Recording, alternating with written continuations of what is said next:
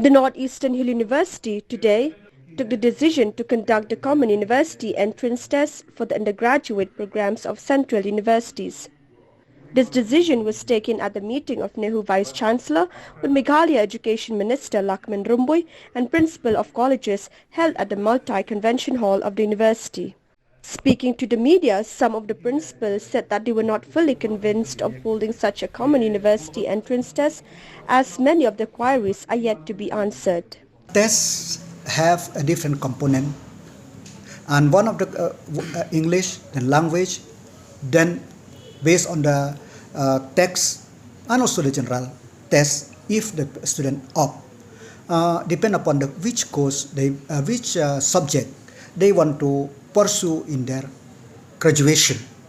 But yes, the test will be based at least for the thing in the NCERT textbook. So, but the student have learned, because most of the curriculum is more or less same. But I hope that it will not be. It will be a big. In the mind of the student, there will be some problem, but I hope that they could overcome it. And seeing this trend, we also from the state government will see in the next 1 or 2 academic session how to go with it, so that the student should be competitive. As you have seen that the Meghalaya Common is very proactive how to help the student. Kung makalong mata, first preference kalau di bapa sa CUET 2022, video preference admission atau undergraduate studies of colleges, affiliated colleges. Diba kaneka kaba kaligu berang apa kaligu. Ikini kiway pat kadang ka pangisuto nama kapawan na kaya suto pangisuto kalau ba kadang ka cut off marks iki maybe 50 or 45 marks itu di bawah 40 pass.